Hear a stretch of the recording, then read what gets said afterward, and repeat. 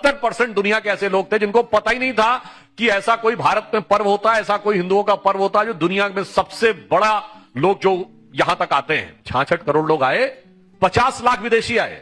Apple company के founder Steve jobs की पत्नी लॉरेन पावल आई और इतनी प्रभावित हो गई कि अपना नाम कमला देवी रख लिया। केवल नाम नहीं बदला, साधना में रही। बिल्कुल दीक्षा ली। मैं विनम्रता और चुनौती से पूछता हूं, दुनिया में कोई दूसरी धर्म संस्कृति ऐसी है जो उस धर्म को न मानने वाला उस धार्मिक यात्रा में आना चाहे, धार्मिक कार्यक्रम में? कोई गैर क्रिश्चियन वेटिकन जाना चाहता है? मैं धार्मिक दृष्टि से कह रहा हूं, टूरिज्म की दृष्टि से नहीं।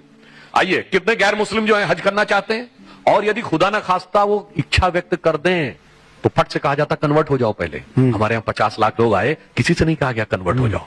सब आए, श्रद्धा भाव से रहे और चले गए।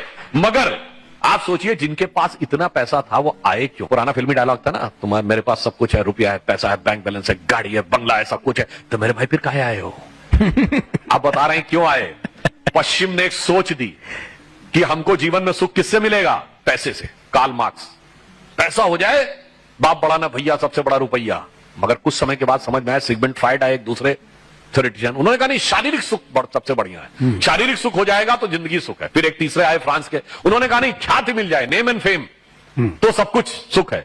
मगर जब वो लोग आके भारत में हमारे साधु सन्यासियों को देखते हैं, नागा सन्यासियों को देखते तो चकित हो जाते। इनको तो न पैसा चाहिए, न शारीरिक सुख चाहिए, न नेम एंड फेम चाहिए। और नेम एंड फेम से वो कैसे अलग रहते हैं? आप किसी नागा साधु के, आपने बहुत किस्से सुने होंगे, किसी का कार्य सिद्ध हो गया, वो किसी नागा साधु को धन्यवाद देने गए तो नागा साधु डांट के भगा देते थे। तो आप कहते हैं ये कैसा विचित्र व्यवहार है, हम तो सिर्फ उनको धन्यवाद देने गए। वो जानते हैं क्यों करते हैं? वो प्रसिद्धि से दूर रहना चाहते हैं। अगर वो आपका साधुवाद स्वीकार कर लेंगे तो आप 10 लोगों को बताएंगे कि बाबा जी की वजह से मेरा काम हो गया, और उनके पास जाएंगे तो वो प्रसिद्धि के मोह में फंस सकते हैं। इसलिए जब वो लोग आके नागा साधुओं को देखते थे तो जानते क्या उनके मन में भाव उत्पन्न होता, जो पश्चिम की सोच और हमारी सोच में, कि वो सुख खोजे भौतिकता में, वो सुख खोजे भौतिकता में, मदिरा में, मांस की बोटी में, ये भस्म रमाए अपने तन पर खुश हैं सिर्फ लंगोटी में।